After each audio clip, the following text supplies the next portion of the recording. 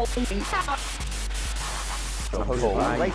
got plenty of attending peace for are you a school? Hi everyone, this is Doug Melia and this is the Same Kit Different Day podcast, and today my guest is Dr Vincent Uzomah, who's a lecturer at Salford University. Vincent, how are you? Oh, I'm fine, thank you, Doug. Excellent, good. And how's lockdown treating? I know you've been doing some online courses for your students. Yeah, it's been, it's an unusual situation, unprecedented, but we're coping. We're just having everything done online now. The lecturing, the examination, everything is online now. Yes. And we're coping. Oh, that's good to hear. So, for our listeners, I'd like them to know a little bit about you. So, if you could tell us a little bit about your career path, where sort of you started out and how you got into teaching, if you wouldn't mind. Oh, yes. Thank you for that. I've been a teacher for a long time. In UK, I started a teaching career in a school, in secondary school. Yes. Where I was teaching physics and mathematics, and that carried on for about 10 years. Yes. When I decided I need to go back to the university, because prior to that I was lecturing in a higher institution. Then after 10 years of teaching in secondary school in UK, I decided to go back to university to complete my PhD and then take up lecturing appointment in the university. Brilliant. But while I was doing the PhD, or when I was about to finish, I had a short period of time where I was, writing up and waiting for my dissertation final approval. Yes. And that period of time, I took up a supply teaching job in a secondary school, and that's where the incident happened. But after the incident, so some of our listeners might not be familiar with what happened, because initially I got in touch with you because we actually featured in a documentary together, a French documentary. I don't know if you remember. For sure, I do remember. Yeah, so I got in touch with a few people in the clips, and your story really interested me. So yeah, if you could tell us a bit about what the incident that happened when you were supply teaching. All right. What happened that time? I had a 3 months contract. Yes.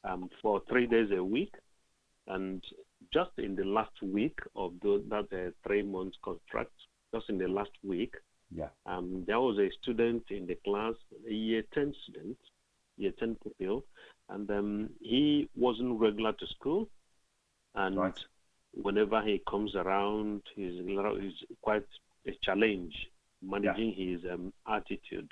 So for that day, that Thursday, he came in, into the classroom. He came in late, so a few minutes late into the classroom.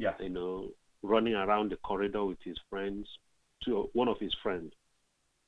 So they went straight to the back and sat down. And that was quite unusual. So when they sat down, instead of them to be quiet, they started giggling and making noise, drawing attention. Yeah. I tried to ignore him to carry on with the lesson. He brought out his mobile phone and started using the mobile phone. So I had to go back to his seat and spoke to him quietly and said he should put away he refused. He said he would not. I said, okay, I'm going to take it from you. He said he will not give it to me. I said, okay, then I have no choice than to call a senior management and speak to him. Yeah. And then front, just to start off the teaching, I was just trying to write learning objectives, and this boy moved straight to me near the door, the entrance door. So while I was writing that on the board, he came straight to me and pulled out a knife and stabbed me on my stomach. Wow, you had no real warning to that. I mean, you don't expect behaviour to spill over into that, do you? no real warning. It was quite, I never like that. Ordinarily, what you expect is the kid may just behave, refuse to do the work or keep being chatty in the class, but not to the extent of pulling out a weapon to No. to stab even a pupil or even a teacher. So it was quite strange. And when that happened, it was I thought I thought I was dying because previously, a year before then, a teacher was stabbed in legs and the teacher died. I remember. Yeah. The lady, she died. And immediately this happened, there was a lot of flashbacks coming to my mind, and instantly I started feeling cold. So I thought I was dying. I thought I was dying. And the only thing that came to my mind is my family. I didn't relate with that. I didn't say bye-bye. I didn't say anything to my family. No. Is that how I'm going to die? I started calling Jesus because I'm a Christian. I'm a believer. Yes. In God, saving grace. So I started calling Jesus, Jesus, Jesus, save me, Jesus. I was calling that name. I was being carried. I was being helped by the students. Yes. To the reception. So I got to the reception. They put me down, lying down. So all I was doing, funnily, I was just staring at it, making sure my eyes did not close. The body rallied around. I was to the hospital, and they carried out an surgical operation. Yeah. And I thank God I'm still alive. Now the incident is later on. I started hearing, or I heard from the court, because we went to the court. There I heard that this boy in question had already told his ahead of time that he was going to stab me, the teacher. Wow. Simply because I'm black and he doesn't like the black teacher. That's what I heard in court. And he also, warned his friends that if they grasped him up, he was going to stab them first. Wow. So, under that kind of strange environment, his friends knew what was going to happen, but they kept quiet. Yes. And that I started realizing probably that's why, because it was premeditated. He already planned it ahead of time. Actually, I was told that he planned to stab me a week earlier. So it could have happened any time. A day earlier. Yes. But that wasn't one of the days I was supposed to be in school. Remember, I was in school 3 days a week. Yes. So he planned to stab me on Wednesday, but Wednesday wasn't the day I was to be in school. So he replanned, brought the knife again to Thursday. Yeah. And and unfortunately that's the day I work. It's quite strange.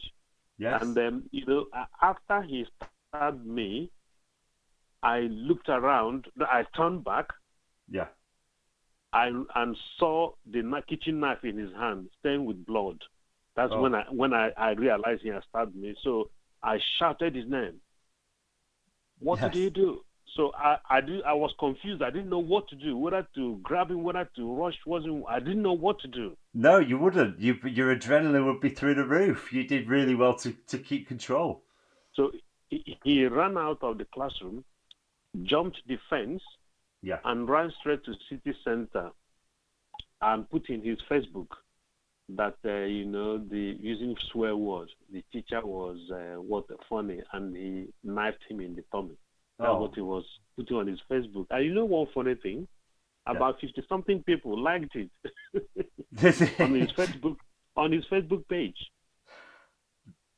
It's so brazen, isn't it? It's so brazen to do that, but I think you must have shocked him. You turned him around shouting his name. It was almost like a teacher telling him off. You maintained that role even though you got stabbed. Yeah.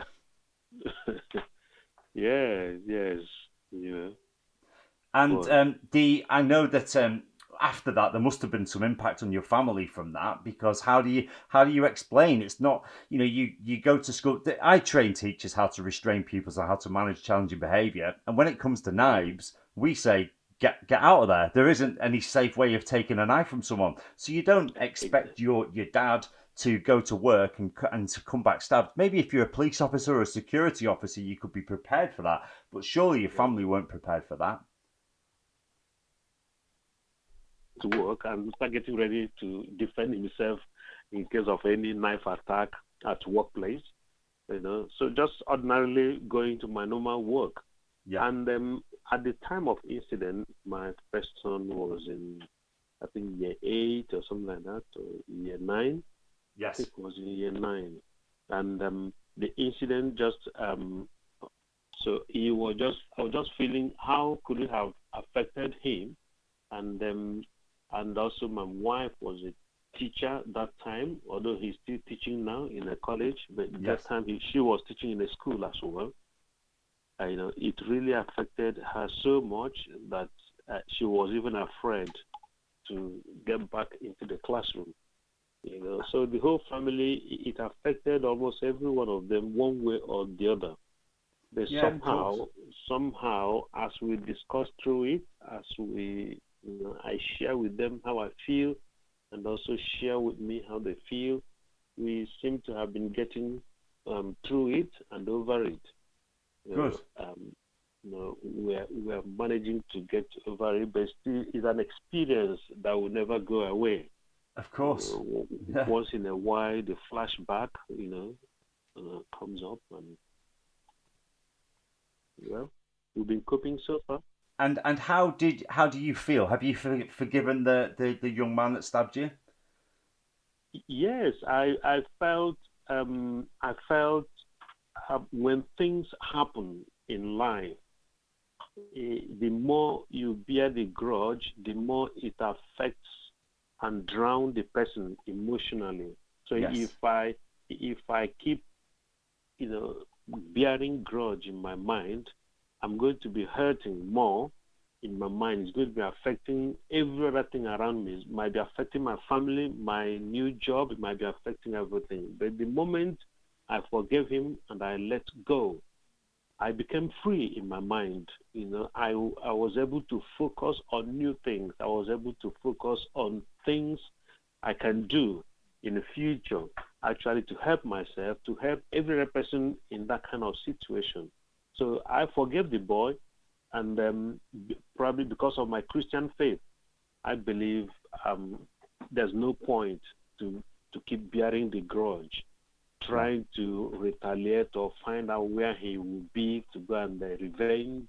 I just forgive him and let go so that I can move on in my life.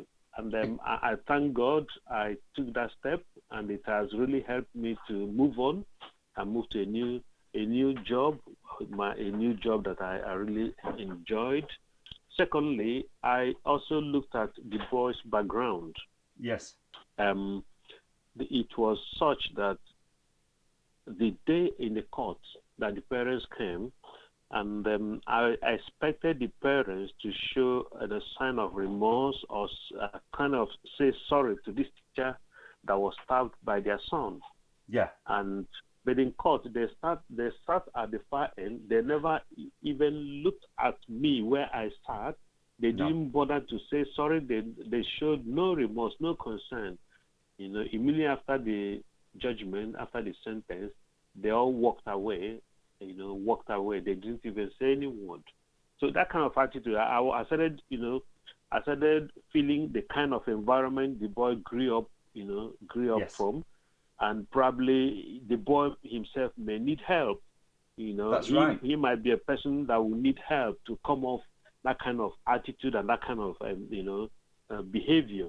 So that's why I said I felt in my heart to help myself and to the best thing is just to forgive him and move on with my life. Positivity breeds positivity, and negativity breeds negativity. I completely agree with you saying, and it's interesting you touch on revenge as well, because from working in security, I've heard stories of revenge, and I've heard stories of people getting revenge on each other. And the one thing I'd say is, when does it all end? because that's how wars happen. You know, one person does something and another person retaliates. You just think, where does it end? And as you say, the backstory of why people behave the way they do, and perhaps the parents didn't know how to react because we've never been in that situation in court before with one of our children there. Yeah, maybe they didn't know, but normally, a normal something like that has happened. Yes. And it's taken up to 3 months by that period of time. I think the proper thing is to say, "Oh, sorry," even if they're not happy with the school, they're not happy with the government, they're not happy with any environment. This kind of would have brought, okay, for this innocent man, I was just doing my job. Yes. They could have said, "Oh, sorry," not that they're accepting any liability, just to say sorry. I wouldn't know. I don't know how to relate to that, and but probably, as you said, maybe they didn't know how to handle it. I don't know. Probably, who knows? And as you said, revenge actually is not the best way because it has its own knock-on effect. Trying to revenge back and so on and so forth. So I think is not the best way forward. Absolutely. This really brings me on to one of the other things I know you've been quite involved with. You've done quite a bit of work with the police following this, haven't you? To sort of give back a little bit. Yeah, I did that. The police approached me if I can support them in launching arms amnesty. Yes. And that was an opportunity one can use to, make the society better. Because at that period of time, it was felt that the amount of arms in the hands of the youth and the hands of people in the society was quite growing and quite challenging. Yes. So at that period of time, to launch that arms amnesty, asking people to surrender their arms and they will not be persecuted. They can do it during the day or in the night just to drop it somewhere. That could help to reduce the number of arms in circulation. So that was I was quite interested in that, and I joined the police and we did that, and it was quite a huge success. Loads of people, surrendered their arms. I think that was the highest number so far. We had that period of time for people that people surrendered their arms, and it worked. Yeah, it does. It does work. I've seen some. I know there's some amnesties, and I look at the halls, and I think, well, that's just somebody's knife from a kitchen, that's just somebody's antique rifle. But some of the weapons that I saw handed in following that amnesty, there was knuckle dusters with knives on, there was machetes. There's no lawful reason for you to have half of the stuff that they handed in, and it might be an avid collector, but if they get into the wrong hands, as we've seen before, they used. It's impulsive. There's something called coupling as well. They associate it with suicide, and they talk about that. For example, the Golden Gate Bridge, whilst they had protect nets underneath to catch people whilst it was being built, nobody jumped off the bridge. And somebody would say, well, if you're feeling suicidal, you just find somewhere else to jump. And they found it's not always the case. And what coupling says is if somebody's of that mindset and there's an opportunity which couples with it, then they can. And I think if that boy hadn't had access to knives as easily, would it have happened maybe? Yeah, for sure. If he hadn't got the access to the knife at that point in time, probably he would have found an alternative way of sorting himself out. Yeah. Which wouldn't involve other lives. So you're right. Really, is if we can find a way of removing all those kind of arms from people's hands, it might be a way. It might not be the total solution, but it might be a way to reduce a number of occurrences. As you said, if you see the kind of arms people, surrendered, handed in, many of them were quite frightening. Yes. And you keep wondering, is this what people have got in their possessions? And how did they get such arms? Yeah, and without an amnesty, he wouldn't be handed in, because, as you said, those are the questions people are asking. But at least they're off the street with no questions asked, aren't they? So, what's your view on restorative justice? Because I've been seeing some great stuff done with restorative justice. How do you feel about it? Obviously, your case is a good example with you forgiving the person. Yeah. Restorative justice is quite good, and it works very well, especially where the perpetrator, is remorseful. Yes. Where he is sorry, feels sorry for what he has done, and the purpose of, punishment or going to prison or kind of sentencing is to make the person feel sorry, or probably going through hard work or uncomfortable environment, to be able to feel that, oh, I'm really sorry for what I've done. Had I known better, I couldn't have done it that way. But if for the case where somebody is not showing any remorse and the parents are not showing remorse, it might be difficult for that restorative justice to take place. But where both parties, where the perpetrator is sorry for what he has done, why not? Is good to have a restorative justice and people move on. For me personally, I have nothing anymore against the family, against the boy. So if the boy feels sorry for what he has done, he's welcome to call for that. We can meet and shake hands, and that is it. But where he's still feeling that what he was right for what he did, and he wasn't sorry. So you find out that I wouldn't call for the restorative justice for me, because I'm just moving on. If they want to call for that, by all means, I don't have any grudge against them. If they want that, that's great. The police will arrange for that, and we'll have a meeting and shake hands. But where they still feel it's not their fault, or I don't know how can they put it. I don't know. Where they feel they don't feel sorry for what they've done. No. I've moved on. I've moved on. That's good. That's great. I mean, I think, like you say, there's a background to it. It sounds like there was an element of it being racially motivated. It sounds like he was telling people he was going to do it beforehand. We do quite a lot of work abroad, and in the UK, we tend to call them jails and prisons. And it took me a while to get used to this term corrections, and I had to sort of understand what they meant by corrections. And it was almost like, these people in society are broken. We're going to put them into this sort of factory where they get corrected and they get better.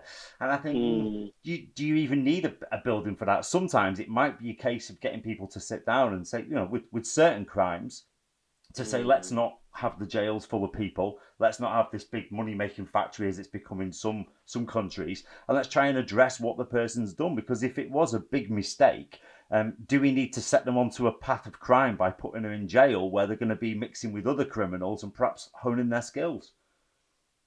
It's actually a mixed feeling. Some people will go to jail and their life will change for better. While some people will go to jail and their life will worsen, and they meet other like-minded criminals and they get worse. There's no clear way to it. But as you said, discussions helps a lot. Discussions about the crime, what happened, how to avoid it. There's a way it could be discussed. And it will help a lot, and there will be a change of heart. But if it is that only just staying in prison may not really make much of a change, really.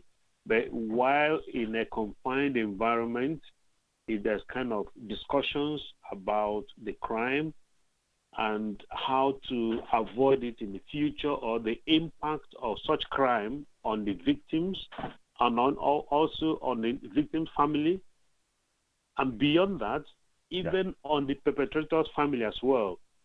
Some people, when their son commits a crime, they also have they feel it, they have the impact, they also suffer it. Yeah, it's sins of the father. It has impact, on both parties.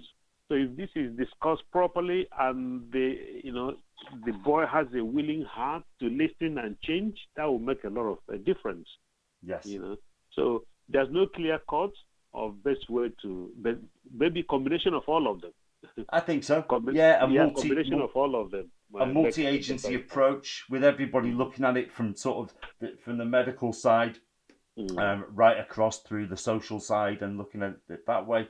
The incident that in question was quite a harsh one. Prior to that incident, what behaviour have you had to manage? Because that didn't sound like it was going to end up with somebody resulting in being stabbed. It wouldn't result in the horrific injuries that you got. What other behaviour have you had to manage apart from that? Anything as extreme as that before? Well, there's nothing of a physical contact kind of behavior that I've ever come across. Probably normal behaviors you expect in classroom setup, probably being chatty, being noisy, not listening, chatting, disruptive, not listening, disruptive, all those kind of things. Which there are several ways to manage it. Either you send them, probably put them in isolation, or move them to a separate seat, or move them around, or that kind of behavior. Behaviour tools and behaviour strategies, I understand. Strategies, yes, to manage those. But never come across that kind of physical, behavior of physical aggression, before. But this was quite strange. And as I said before, it was a strange one. Absolutely, it absolutely was, yeah. Do you think that schools are becoming more dangerous places or more violent places, or do you think it's just that we're more aware of it now?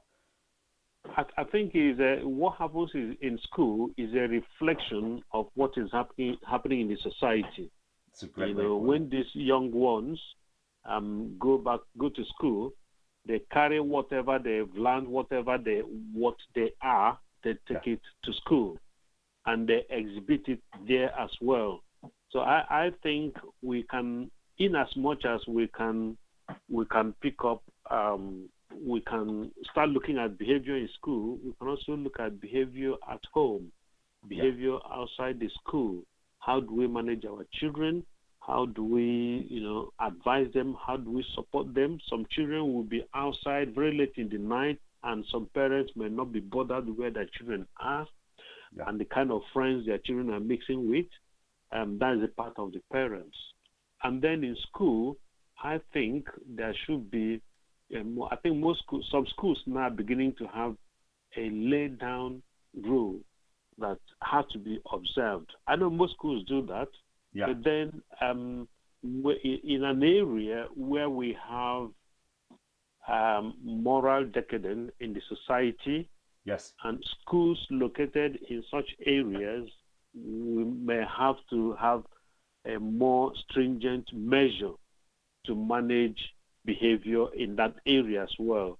Behavior varies from school to school, depending on location. Some schools are located in an area where there might not be much crime report, while some are located in an area where crime report is or crime incident is so high.